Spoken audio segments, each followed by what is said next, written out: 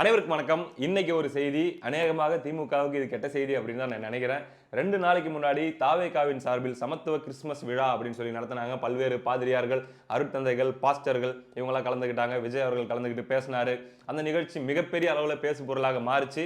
அப்ப நம்ம ஒரு வீடியோ போட்டு சொல்லியிருந்தோம். இது ஏதோ ஒரு மதத்துடைய ஒரு குறிப்பிட்ட திருவிழா, ஒரு கட்சியுடைய நிகழ்வு அப்படின்னு பார்க்கறத விட இதை எல்லாருமே 2026 தேர்தலை ரொம்ப க்ளோஸா ஃபாலோ பண்ணிட்டு இருக்கிற அது எந்த கட்சியை சார்ந்தவர்களாக இருந்தாலும் சரி, இவங்க வரணும் இவங்க வரக்கூடாது அப்படின்னு சொல்லி ஃபாலோ பண்ணிட்டு இருக்கிற திமுகவை சார்ந்தவர்கள், அதிமுக பாஜகவை சார்ந்தவர்கள் அல்லது மற்ற கட்சியை சார்ந்தவர்கள், தாவேகாவை சார்ந்தவர்கள் எல்லாருமே உற்று கவனிக்க வேண்டிய ஒரு அரசியல் நிகழ்வு அது. அதுல திமுகவின் முதுகெலும்பில் கை வைக்கப்பட்டுள்ளது. முதல் அடி திமுகவுக்கு விழுந்திருக்குது அப்படின்னு சொல்லி அண்ட் அதுக்கான காரணங்கள் என்னென்ன, என்ன வாய்ப்புகள் இருக்குது அப்படின்றதெல்லாம் நம்ம பேசியிருந்தோம். இந்த நிலையில அந்த அடியை வாங்கி திமுக நிலை குலைஞ்சு உட்கார்ந்து மெதுவா எந்திரிக்கிறதுக்கு முன்னாடியே 2வது அடி இன்னும் வலுவாக விழுந்திருக்குது. இந்த முறை கன்னியாகுமரியில் வைத்து அருமனை அப்படிங்கிற இடத்துல அருமனை கிறிஸ்துமஸ் திருவிழா அப்படின்னு நடத்தியிருக்கிறாங்க. என்னப்பா இது புதுசா இருக்குது அப்படின்னு சொல்லி சில பேர் கேட்கலாம். டீட்டெயிலா சொல்றேன், கொஞ்ச நேரம் நீங்க கேட்டீங்கன்னா உங்களுக்கு புரிஞ்சிடும். அருமனை கிறிஸ்துமஸ் திருவிழா அப்படின்னா என்ன அப்படின்னா, அருமனை கிறிஸ்தவ இயக்கம் அப்படின்னு சொல்லி அங்க ஒரு இயக்கம் இருக்குது. ஸ்டீஃபன் அப்படிங்கிறவருடைய தலைமையில 28 ஆண்டுகளாக அவங்க ஆண்டுதோறும் கிறிஸ்துமஸ் விழாவை நடத்திட்டு இருக்காங்க. வெகு விமர்சையாக, அதாவது ஆயிரக்கணக்கான இசைக்கலைஞர்கள்லாம் கலந்துக்கிட்டு இசை வாசித்தல், அதுக்கப்புறம் ஏகப்பட்ட விளையாட்டு போட்டிகள் அப்படின்னு சொல்லி வெகு விமர்சையாக தென் மாவட்டங்களில் இருக்கக்கூடிய கிறிஸ்தவர்களே பயங்கரமாக இம்பாக்ட் பண்ணக்கூடிய ஒரு நிகழ்வு. தேசிய அளவில் உற்று கவனிக்கக்கூடிய நிகழ்வு. என்னையா சொல்ற அப்படின்றீங்களா? ஆமாங்க, இதுக்கு முன்னாடி யார் யாரெல்லாம் அதில் கலந்துட்டு இருக்காங்க அப்படின்னு சொன்னா உங்களுக்கு புரிஞ்சிடும். கடந்த ஆண்டு அந்த அருமனை கிறிஸ்துமஸ் திருவிழாவில் கலந்துகிட்டது யாருன்னா தெலுங்கானா முதலமைச்சர் ரேவந்த் ரெட்டி அவர்கள். அதுக்கு முன்னாடி ஆண்டு கலந்துகிட்டது யாருன்னா கர்நாடகா முதலமைச்சர் சீதாராமையா அவர்கள். இன்னும் அதாவது தேசிய அளவில் இருக்கக்கூடிய காங்கிரஸ் உடைய முக்கியமான பிரதிநிதிகள் எல்லாருமே அந்த விழாவில் கலந்துப்பாங்க. மிகப்பெரிய அளவில் அது சிறப்பாக விமர்சையாக கொண்டாடப்படும். அதுவும் சொல்ல போனால் இன்னும் குறிப்பாக அடுத்த ஆண்டு தேர்தல் வருதுன்னா அதுக்கு முன்னாடி வர்ற கிறிஸ்துமஸ் இருக்குது இல்ல, அந்த கிறிஸ்துமஸ் எப்படி நடக்குது, அந்த அருமனை கிறிஸ்தவ திருவிழா இருக்குது இல்லையா, அங்க எப்படி நடக்குது, அதுல யாரெல்லாம் கலந்துக்கிறாங்க, அதுல என்ன பேசப்படுது அப்படிங்கிறது மிக மிக உன்னிப்பாக கவனிக்கப்பட வேண்டிய ஒரு விஷயம். ஏனென்றால் அவங்க பல்வேறு திருச்சபைகளோட லிங்க்ல இருக்கிறவங்க, பல்வேறு கிறிஸ்தவ வாக்காளர்களை அவங்க இம்பாக்ட் பண்ணக்கூடியவங்க. அங்க எடுக்கிற ஸ்டாண்ட் அப்படிங்கிறது பெரும்பாலும் அப்படியே அந்த வாக்காளர்கள் மத்தியில் எதிரொலிக்கக்கூடியதாக இருக்கும் அப்படிங்கிற ஒரு விஷயத்தை இப்பொழுது மனதில் வைத்துக்கொண்டு நெக்ஸ்ட் என்ன நடந்துச்சு அப்படிங்கிறது இப்போ நம்ம பார்த்தோம்னா உங்களுக்கு தெளிவாக புரிஞ்சிடும். இதுக்கு முன்னாடி மம்தா பானர்ஜி அவர்கள் கூட அழைப்பு விடுக்கப்பட்டுச்சு. ஆனால் அந்த நேரத்தில் இங்கே கோவிட் லாக்டவுன் அப்படின்ற சூழ்நிலைகள்லாம் இருந்ததுனால அவங்க வர முடியாமல் போச்சு. அப்போது எந்த அளவுக்கு முக்கியத்துவம் வாய்ந்த ஒரு ஈவெண்ட் அது அப்படின்றத நீங்கள் புரிஞ்சுக்கலாம்.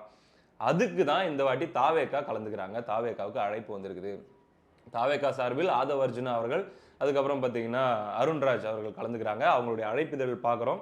அவங்க கிறிஸ்துவ இயக்கம், அந்த அருமனை கிறிஸ்துவ இயக்கம் சார்பில் அதில் காங்கிரஸில் இருக்கக்கூடிய எம்எல்ஏ, சிட்டிங் எம்எல்ஏ எம்பிகளும் கலந்துப்பாங்க அப்படின்னு சொல்லி போட்டிருந்துச்சு. அது போக காங்கிரஸில் இருக்கக்கூடிய சில நிர்வாகிகள், விசிகாவில் இருக்கக்கூடிய சில நிர்வாகிகள்லாம் கலந்துப்பாங்க அப்படின்னு சொல்லி அந்த அழைப்பிதழில் போட்டிருந்தாங்க. ஆனால் கடைசி நிமிஷத்தில் காங்கிரஸில் இருக்கக்கூடிய அந்த சிட்டிங் எம்எல்ஏ எம்பிக்கள் அதில் கலந்து கொள்ளவில்லை.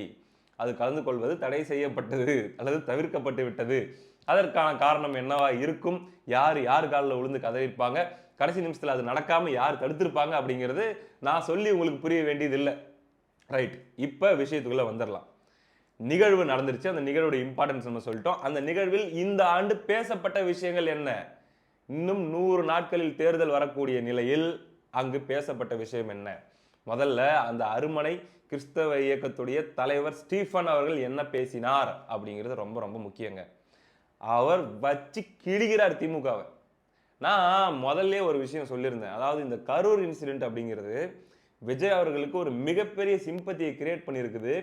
குறிப்பாக இந்த விஷயத்தை நான் எப்படி கன்ஃபார்ம் பண்ணேன் அப்படின்னா, நேற்று ஒரு சிலர் கூட நான் பேசிட்டு இருந்தேன். அவங்களாம் யாருன்னா தமிழ்நாடு எங்கும் இருக்கக்கூடிய கிறிஸ்தவ சபைகள் இருக்குது இல்லையா, அந்த சபைகளுடைய ரெப்ரசன்டேட்டிவாக இருக்கக்கூடியவங்களுக்கு க்ளோஸா இருக்கக்கூடிய ஒரு நபர்கிட்ட நான் பேசிட்டு இருந்தேன். எப்படி இது ஒரு மூவ்மெண்டா சைலண்டா அவங்க கொண்டு போயிட்டு இருக்காங்க அப்படிங்கிற ஒரு செய்தி எனக்கு கிடைச்சிச்சு.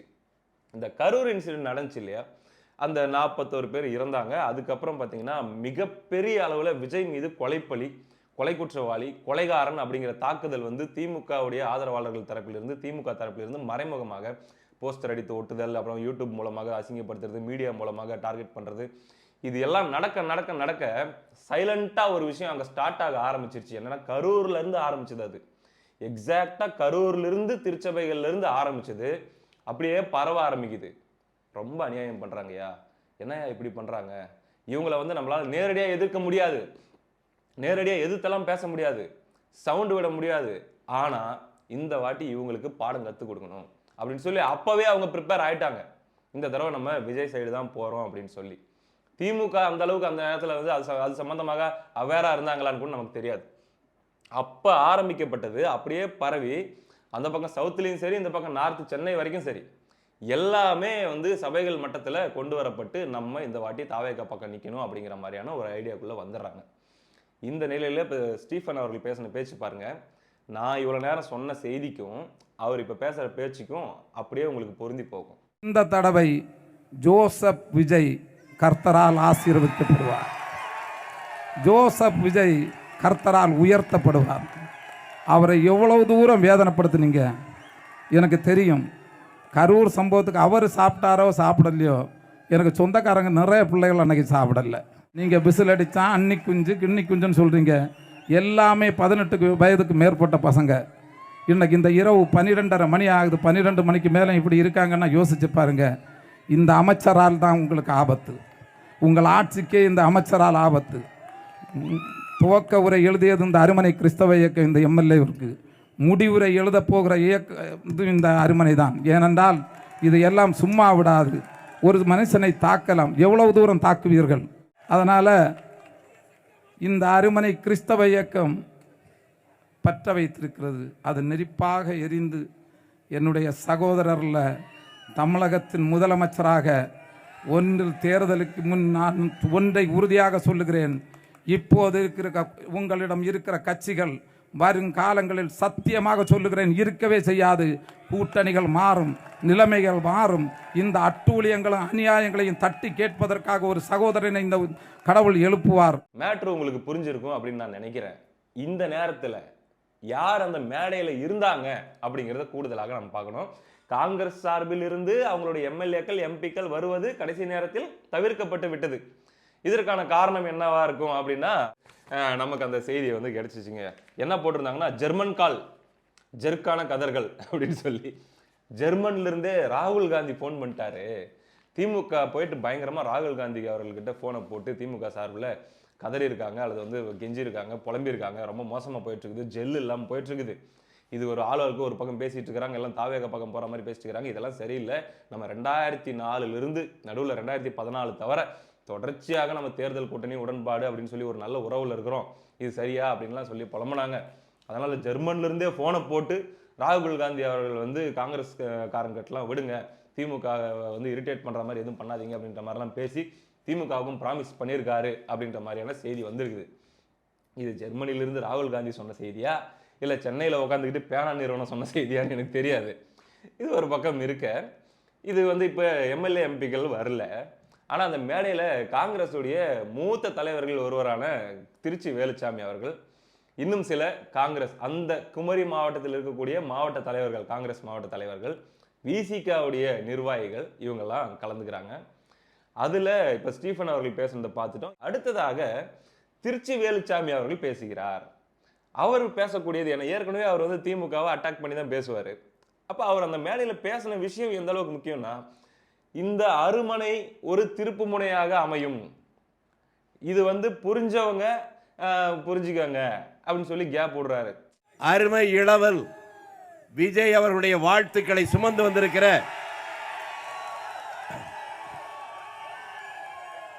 அருமை தம்பிகள் ஆதவ் அர்ஜுனா அவர்களே, டாக்டர் அருண்ராஜ் அவர்கள், ஏழை மக்களை வாழ்வில் ஒளியேற்றவும் நாம் எல்லோரும் அந்த நினைப்பில் இருக்கிறவர்கள் மட்டும்தான் இங்கே கூடியிருக்கிறோம். அதற்கு பின்னணி நீங்களே புரிந்து கொள்ளுங்கள். இது புரிஞ்சுக்கிட்டா பெரிய கைத்தட்டல் வந்திருக்கும். உங்களுக்கு புரியல. நாம் இணைந்திருக்கிறோம் சொன்னா இணைப்பு பலப்படும். அந்த இணைகிறவர்கள் நல்லவர்கள் இணைந்தால் நல்லது நடக்கும். அது நல்லது விரைவில் நடக்கும். இதுக்கு என்னப்பா அர்த்தம்? இங்க பத்திரிகையில போட்டிருக்குது ஜெர்மனில இருந்தே போன் பண்ணி ராகுல் காந்தி வேண்டாம் அப்படின்னு சொல்லிட்டாருன்னு சொல்லி. ஆனா இங்க வந்து காங்கிரஸ்ல இருக்கக்கூடிய மூத்த தலைவர் மேடையில் போய் நின்னு பாருங்க உங்களுக்கு புரியல எல்லாம் சேர போறோம்னு சொல்றாரு. அப்படின்னா என்ன? டிவிகே காங்கிரஸ் கூட்டணிக்கான வாய்ப்பு இன்னும் இருக்குது, இனிமே சேர போறாங்கன்னு சொல்ல வராரா அப்படின்னு நீங்க கேட்கலாம். அந்த கேள்விக்கு ஒரு பதில் இருக்கு. டிவிகே காங்கிரஸ் கூட்டணி இந்த தேர்தலில் நடக்கலாம். ஏன்னா கண்டிப்பா அந்த ஆப்ஷனை காங்கிரஸ் க்ளோஸ் பண்ண மாட்டாங்க. அதை வச்சுட்டு தான் திமுக கிட்ட அவங்க பேசுவாங்க. கடைசி நிமிஷத்துல என்ன வேணா நடக்கலாம். ஆனால் ஒருவேளை காங்கிரஸ் டிவிகே கூட்டணி நடக்கலனாலும் வேற ஒண்ணு நடக்கும். அதை தான் வந்து திருச்சி வேலுசாமி அவர்கள் மறைமுகமாக சொல்லுகிறார். அது என்ன தெரியுமா? காங்கிரஸ் உடைவதற்கான வாய்ப்பு இருக்கிறது. காங்கிரஸ் உடைவதுன்னா காங்கிரஸ்ல இருக்கக்கூடிய இந்த மாவட்ட தலைவர்கள், முக்கியமான மூத்த நிர்வாகிகள், நல்ல ஃபேஸ் வேல்யூ இருக்கக்கூடிய நல்ல அறியப்பட்ட சில முக்கியமான நிர்வாகிகள் தமிழக காங்கிரஸை விட்டு அவங்க வந்து தாவேக்கால போய் சேர்றதுக்கான வாய்ப்புகள் நிறைய இருக்குது. அதில் முதல் ஆளாக திருச்சி வேலுசாமி அவர்கள் இருப்பதற்கான வாய்ப்புகளும் நிறைய இருக்கிறது. எய்தர் கூட்டணியா அமையும், அப்படி இல்லைன்னா காங்கிரஸ்ல இருந்து ஒரு பேட்ச் அப்படியே தாவேக்காவுக்கு போறதுக்கான வாய்ப்பு இருக்குது. அது தென் மாவட்டங்களில் காங்கிரஸ், அதாவது காங்கிரஸுடைய ஓட் பேங்க் இருக்குது இல்ல, குறிப்பாக மத சிறுபான்மையினுடைய ஓட்டை டார்கெட் பண்ணி கொண்டு போறாங்கல்ல, அதை அப்படியே ரெண்டா பொளந்து தாவேக்காவுக்கு எடுத்து கொடுக்கறதுக்கான வாய்ப்பு நிறைய இருக்குது. இது நமக்கு தெரிஞ்சவங்க சார்பில் எடுக்கப்பட்ட சர்வேலையும் இந்த ரிசல்ட் தான் வந்துச்சு. நான் வாங்கி பார்க்கும்போது என்னங்க சவுத் இப்படி சொல்றீங்க, கிட்டத்தட்ட 23-24% சிறுபான்மையினருடைய வாக்கு, மத சிறுபான்மையினருடைய வாக்கு தாவேக்காவுக்கு போகுது அப்படின்ற மாதிரி போட்டிருக்கீங்க அப்படின்னும் போது ஆமா அப்படிதான் இருக்கு. இதுல மேட்ரு என்ன அப்படின்னா, இது 25% அப்படின்னு காட்டுறது இஸ்லாமியர்களோட சேர்த்து கணக்கு போட்டதுனால 25ன்னு காட்டுது. கிறிஸ்தவர்களை மட்டும் கணக்கு எடுத்திருந்தா அது 40%க்கு மேல இருக்கும். அந்த அடிப்படையில் வந்து பாத்தீங்கன்னா அங்க ஒரு மிகப்பெரிய சைலண்டான ஒரு மூவ்மெண்ட் ஒன்று நடந்துட்டு இருக்குது. ரைட்டு. இது போக ஆதவ அர்ஜுனா அவர்கள் பேசின ஒரு விஷயத்துக்குள்ள நம்ம வருவோம். ஆதவ அர்ஜுனா அவர்கள் திருமாவளவன் அவர்களை குறிவைத்து பேசுகிறார். ஏன் திருமாவளவன் அவர்களை குறிவைத்து பேசுகிறார் அப்படின்னா, இத்தனைக்கும் விசிகாவுடைய நிர்வாகிகள் அந்த மேடையிலே இருக்காங்க. திருமாவளவன் அவர்கள் நேற்று திருப்பரங்குன்றத்தில் போய் பேசினார் இல்லையா? திருப்பரங்குன்றத்தில் விஜய் அவர்கள் திமுக ஒரு தீய சக்தி என்று சொல்கிறார். அப்படின்னா என்ன அர்த்தம்? திமுக தோக்கணும்னு நினைக்கிறாரு. திமுக தோக்கணும்னு நினைக்கிறவங்க எல்லாம் RSS உடைய கைகூலிகள், பிஜேபி உடைய ஆட்கள் அப்படின்னு சொல்ல வராரு இல்லையா? அப்படி சொன்னதுக்கான காரணம் என்ன? இன்னைக்கு ஆதவ் பேசுறதுக்கான காரணம் என்னன்னு பாக்குறதுக்கு முன்னாடி திருமா பேசுறதுக்கான காரணம் என்னன்னு பார்க்கணும். திருமா பேசுறதுக்கான காரணம் அதுக்கு முன்னாடி நடந்த அந்த கிறிஸ்துமஸ், 2-3 நாளைக்கு முன்னாடி நடந்த கிறிஸ்துமஸ் விழா. அந்த விழாவில் கிறிஸ்தவர்கள் விஜய் பக்கம் ஈர்க்கப்படுறாங்க அப்படிங்கிற விஷயம் தெரிஞ்ச உடனே தான் குறிப்பாக விசிகாவுடைய ஓட் பேங்குக்கு அங்க பேர் ஆபத்து வருது. ஏன்னா இப்ப பட்டியல் சமூகத்திலிருந்து கிறிஸ்தவர்களாக மதம் மாறியவர்கள் நிறைய பேர் இருக்காங்க.